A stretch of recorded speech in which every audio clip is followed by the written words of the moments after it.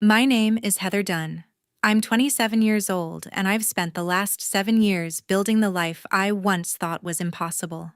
As an interior designer in Miami, I poured every ounce of my creativity, energy, and late nights into one dream: owning a place that was entirely mine. When I finally bought my sleek, sunlit penthouse in downtown Miami, it felt like more than just a home. It was a symbol of my independence, my resilience, and every sacrifice I'd made to get here. Every mortgage payment, every utility bill, every grocery run, all of it came from my pocket.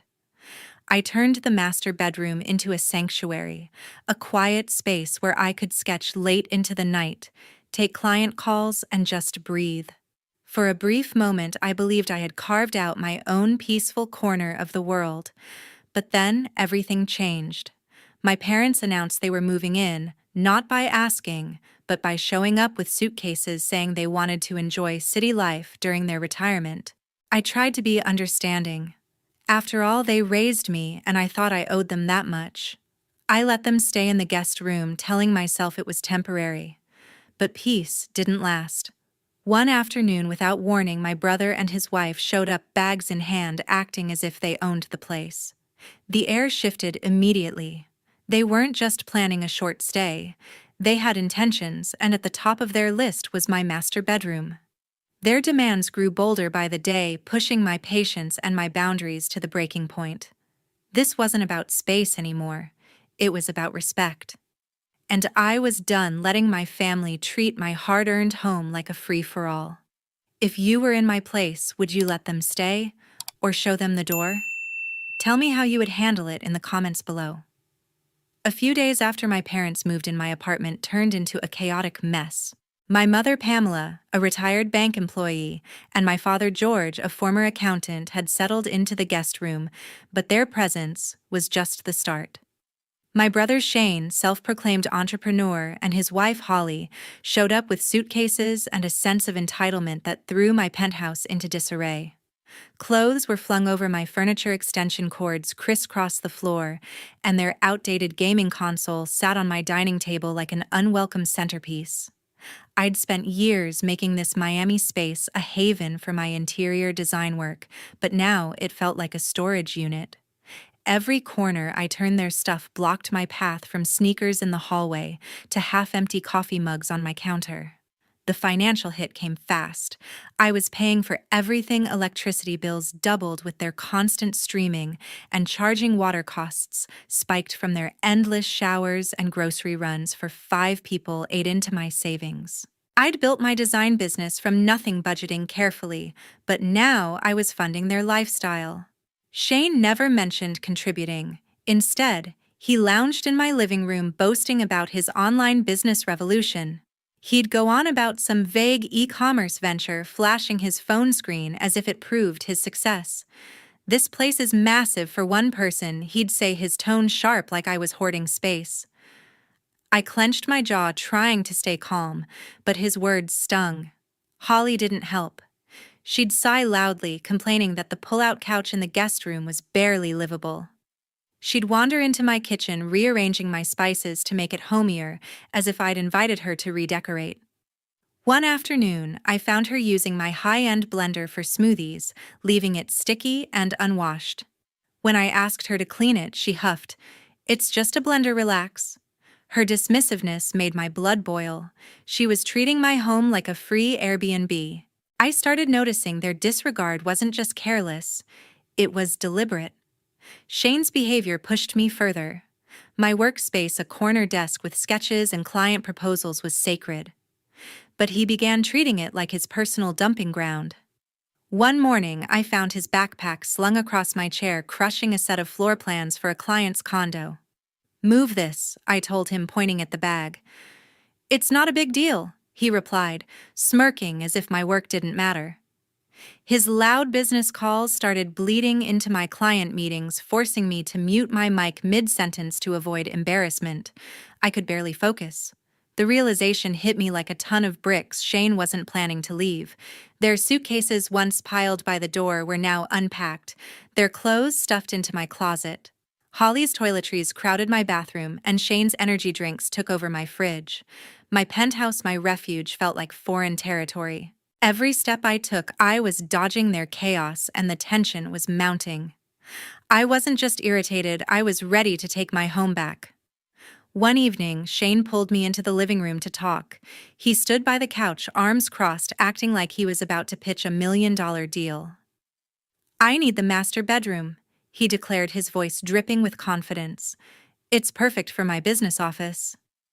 "You don't need all that space, do you?" I was floored. The master bedroom was my sanctuary, where I sketched designs and met clients over Zoom. I'd paid for every inch of this penthouse, and now Shane was acting like it was his to claim.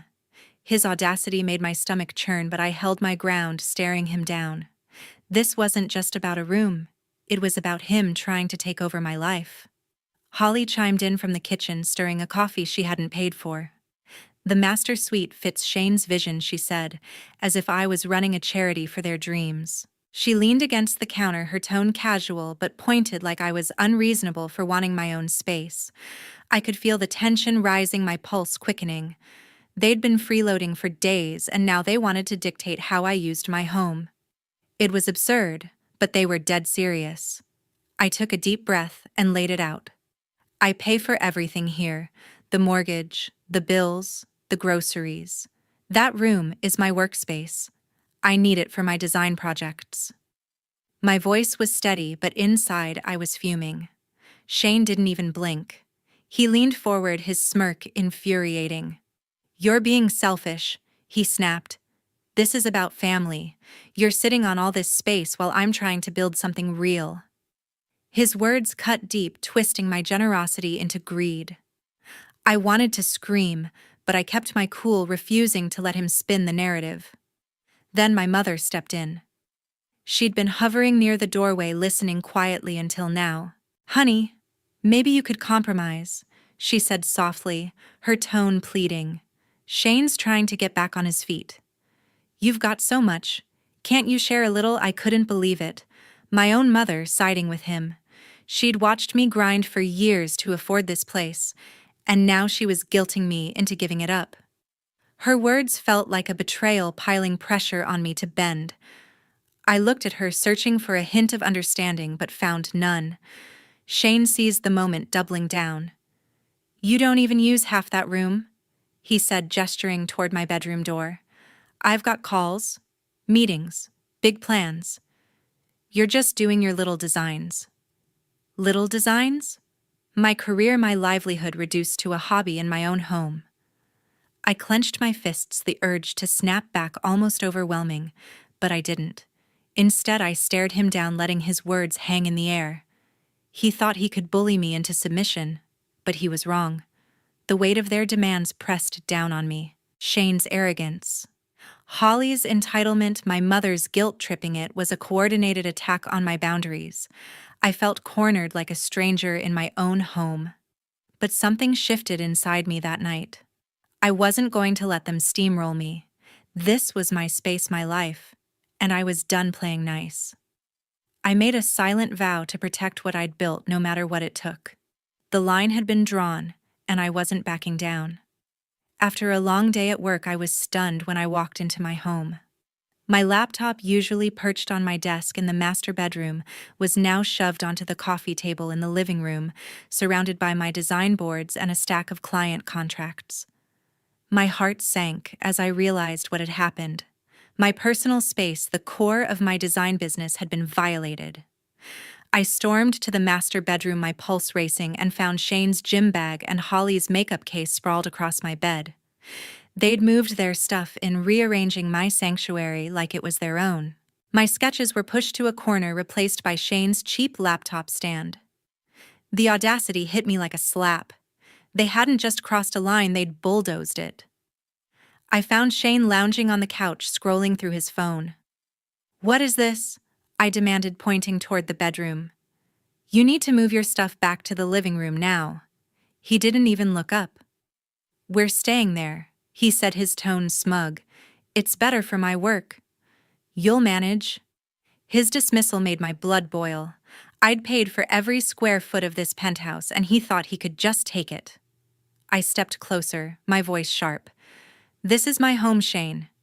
Get out of my room." He laughed a cold, mocking sound and leaned back. Good luck enforcing that he taunted as if I was powerless. Holly walked in holding one of my coffee mugs. "You don't know how to share, do you?" she said, her voice dripping with judgment. "We're family. Why can't you let Shane have what he needs?"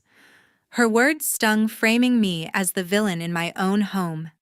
I wanted to scream that I'd been sharing, paying their bills, buying their groceries, but I held back. Holly stood by Shane, her arms crossed, acting like I was the one being unreasonable.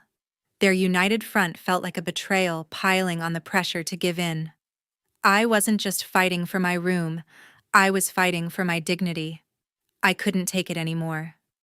I grabbed my phone and called Jenna Walsh, my best friend, a 28-year-old media strategist who always had my back. They moved my stuff out of my own bedroom. I vented, my voice shaking with rage.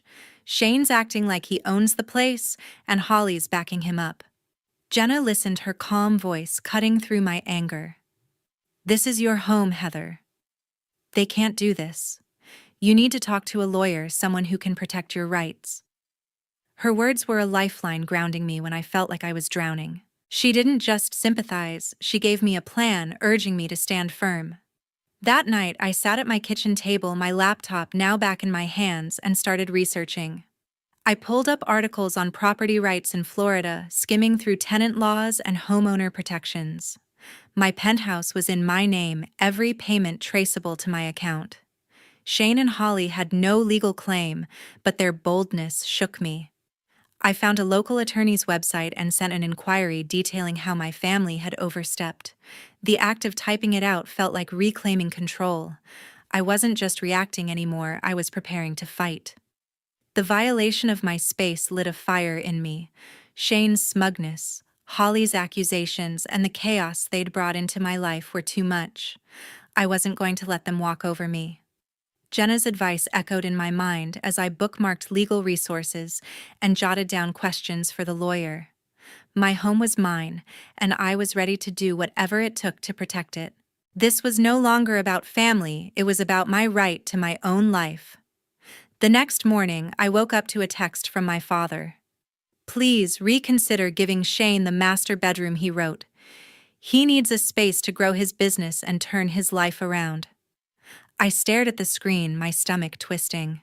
My father, who'd taught me the value of hard work, was now asking me to hand over my sanctuary to someone who'd never paid a dime for it.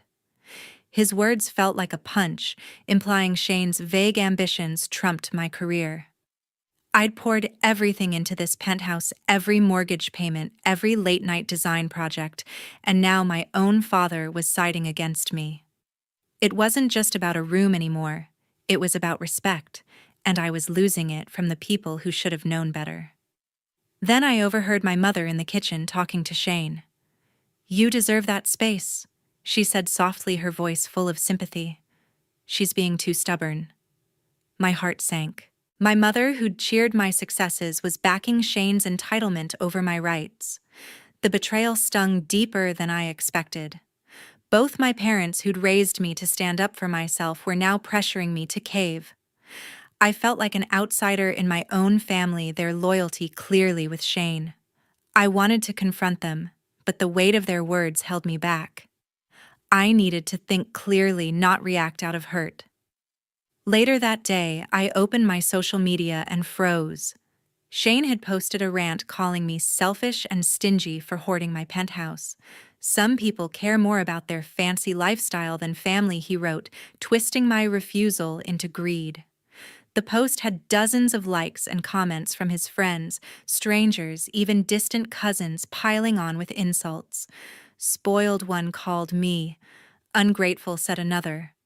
My chest tightened as I scrolled through the venom, my reputation as a designer taking a hit. Clients followed me online. How long before this reached them? Shane wasn't just invading my home, he was attacking my name. That was my breaking point. I wasn't going to let Shane's lies define me. I made up my mind, no more backing down. I'd fight to protect my home and my reputation no matter the cost. I called Jenna my best friend, who'd already proven she had my back. Shane's trashing me online. I said, my voice steady despite the anger. I need to know my options. Jenna didn't hesitate. You've got this, she said, then sent me a list of local attorneys specializing in property disputes. She also forwarded articles on defamation and how to counter false narratives online. Her practical support gave me a clear path forward when I needed it most. I spent the afternoon diving into the resources Jenna sent.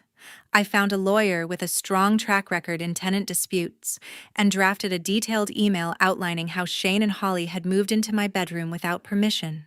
I attached proof of my mortgage payments and utility bills, all in my name. The more I documented, the stronger I felt. This wasn't just about kicking them out, it was about reclaiming my life. I was done being the family doormat. My phone buzzed repeatedly as my mother tried to call. Her name flashed on the screen, each ring a reminder of her siding with Shane.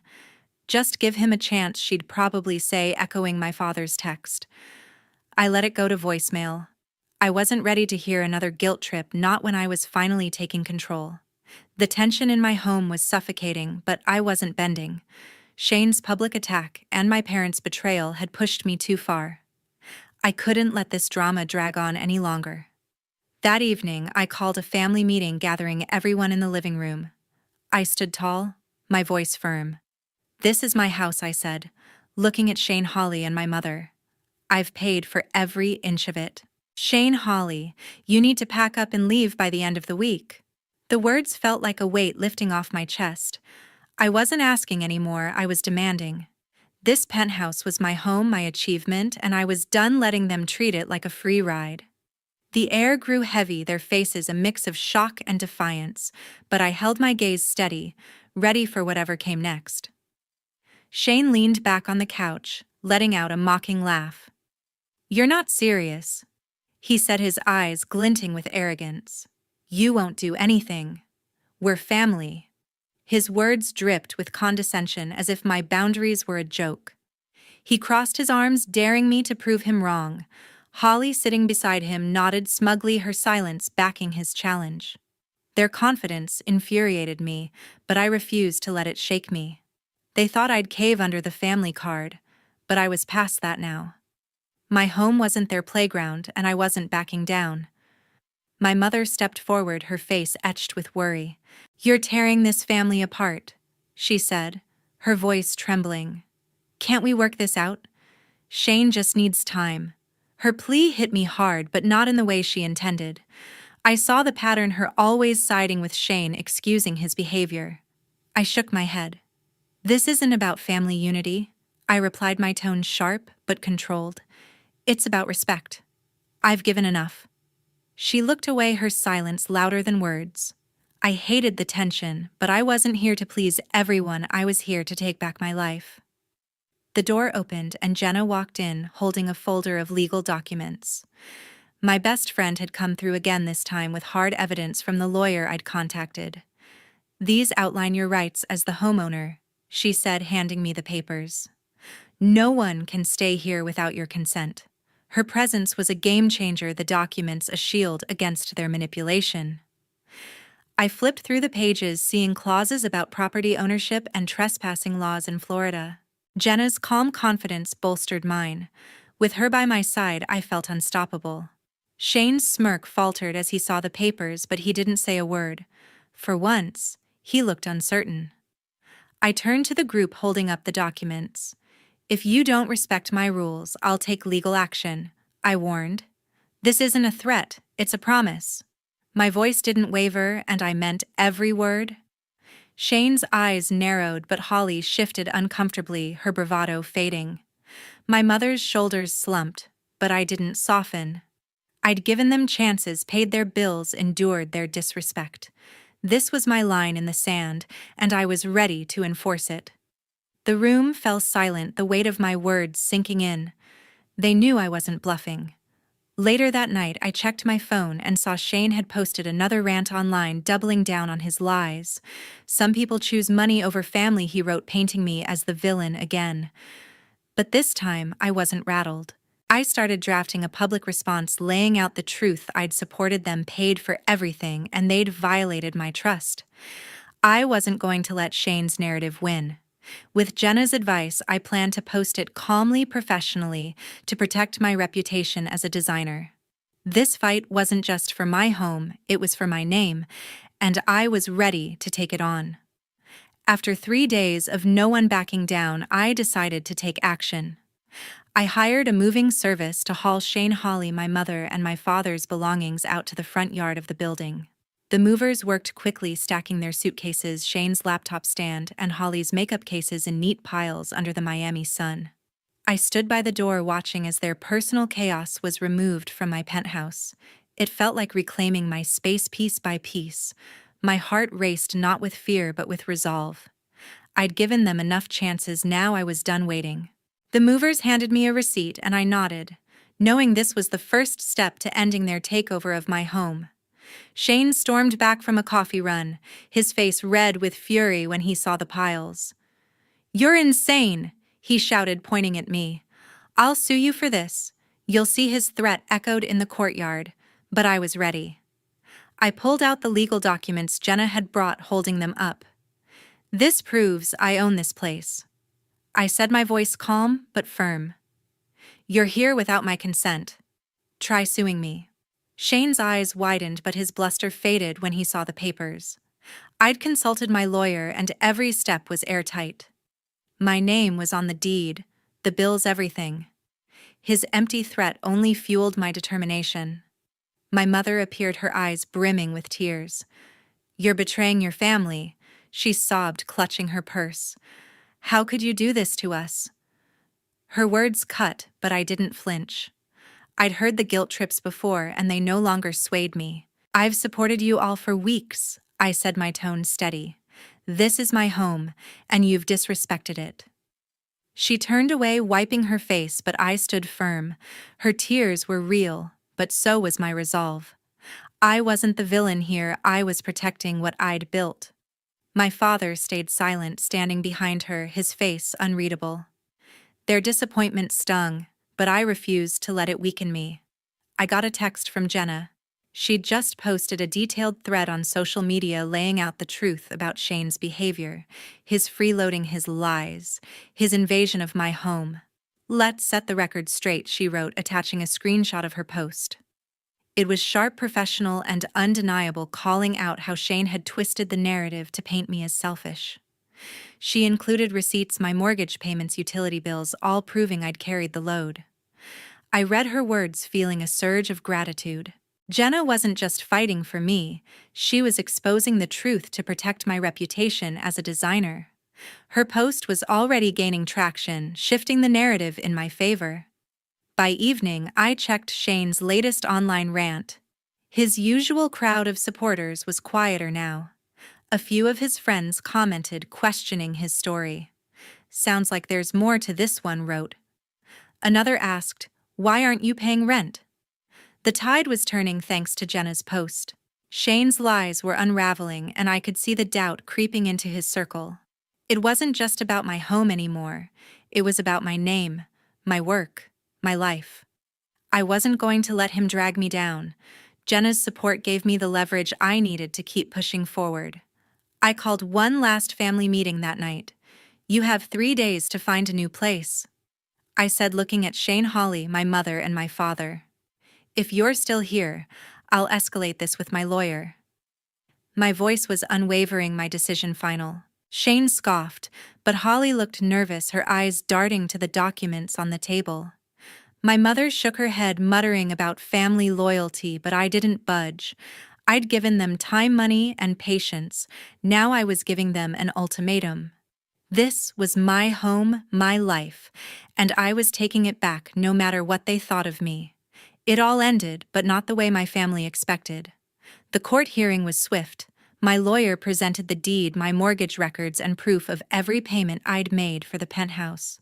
The judge ruled in my favor, confirming I was the sole legal owner. Shane's threats to sue crumbled. He had no case, no claim. I walked out of the courtroom feeling lighter, my home officially mine again. The victory wasn't just legal, It was personal. I'd fought for my space, my peace, and won. The judge's gavel was the final word, closing the chapter on their attempts to overrun my life. I was free. Shane and Holly scrambled to rent a cramped apartment in the suburbs. Their lavish spending habits, designer clothes, takeout every night caught up with them fast. Without my financial support, they struggled to pay rent, their business dreams sidelined by reality. I heard through a cousin that Shane was borrowing money, but no one was eager to help. Their entitlement had burned bridges, and I felt no guilt. They'd made their choices, ignoring my boundaries, and now faced the consequences. Holly's social media went quiet, a stark contrast to her usual boasts. My mother and father moved in with distant relatives, but their welcome wore thin. Their habit of bad-mouthing me, calling me selfish for standing my ground, didn't sit well with the family. Cousins and aunts stopped inviting them to gatherings, tired of the drama. My mother sent me a text pleading for reconciliation, but I didn't respond. Their betrayal, siding with Shane over me, left a wound that needed time to heal. I wasn't ready to forgive, not when they'd dismissed my rights in my own home. Their isolation was their own doing. Shane's online attacks backfired spectacularly. Jenna's post exposing his lies with receipts had spread widely. His friends, once quick to pile on, now distanced themselves. Comments on his rants turned skeptical, with people questioning his story. "You lived rent-free and still complained," one wrote. His credibility as a businessman tanked, and his follower count dropped.